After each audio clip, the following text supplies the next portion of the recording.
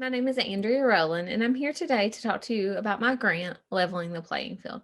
So, today I'm going to go through and tell you about my problem of practice, what my plan is, and how I'm going to use this grant and what outcomes that I expect from this. So, my problem of practice, and the reason I named my grant the Leveling of the Playing Field, is that, as a teacher, we know that we structure instruction to meet the students where they are educationally. We help them grow from where they are and where they come to us from to the level that they need to be. We help them grow to meet grade level goals. Reading instruction is tailored to each student. It's very strategic. It's not one size fits all. And as a teacher, we develop those plans and we implement them and we help the students get from point A to point B, no matter where they start from. As the framework would say, it's a very differentiated instruction. So, any educator will tell you, we all know this. We don't just teach. Teachers are so much more than just educators. We are moms sometimes, we're nurses, we're a little bit of everything. We address a student's social, emotional, and basic needs when they're within that classroom. And we do this so that all students have the same opportunity for growth.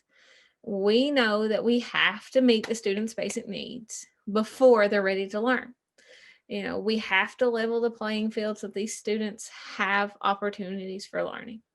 If they're hungry, they're not learning because that's not what their focus is on. Their focus is on food. If they don't have sleep at night, their focus is not going to be on learning. We have to meet these students' needs, and in order to be able to get them to the same level as everybody else, to be able to get them to have the same opportunities for growth.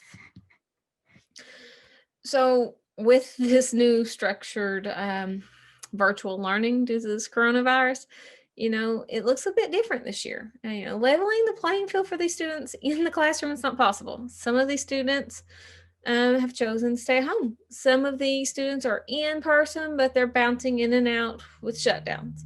Leveling the playing field for them at home is just not possible this year. But, learning still needs to occur, and learning is still occurring. We're still teaching, and these kids and these students still need assistance meeting their needs. They still need all the needs met, and they still need to grow and learn. So my problem practice and what I'm looking at with this grant is, how do we level the field for students in a virtual setting? How do we make it so that all students can learn no matter where they're at home or in person? How do we get their needs met so that they can learn? You probably have already noticed this if you've done any type of virtual learning. In a virtual reading classroom, there's still inequality and imbalance. These students are not coming to this from the same levels. There's both educational, environmental imbalances in a virtual classroom setting. And while it breaks our teacher hearts and it makes us tear up, it's there. And we have to address that. Educationally, students are coming from ranges and all over the place. Reading wise, they're anywhere from levels pre-A to Z, according to Fountas Pinnell levels.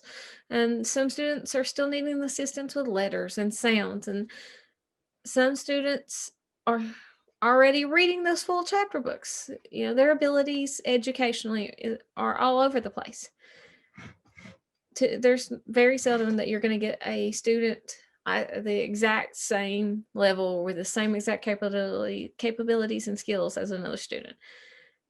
One student, they might read at the same level, but they might be missing different phonics skills, or they might need different instruction on reading fluency or comprehension or writing.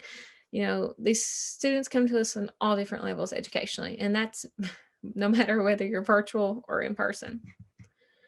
Educationally, when I'm looking at where they're starting at in this virtual field, Some students have went months without seeing a book. And some of these students have come to us and they've read every day over this quarantine. Statistics show that, nationally about half of the children um, between birth and 5 years old are read to every day, while the other half of those children go very, very long extended times without having been read to. Low income children um, from families that are low income are lacking in the essential one-to-one reading time with parents. Children who are a middle class family have been exposed to like 1,700 hours more of one-to-one picture book reading time with their parents. And, the average child growing up in a low income family has only been exposed to probably 25 hours of one-to-one reading with a parent. That's a huge difference. And that's where these kids are starting out on this virtual plane. That's where they're starting out in the normal classroom too. So those differences are still the same educationally. They're coming to us on different levels, just like they were in a classroom.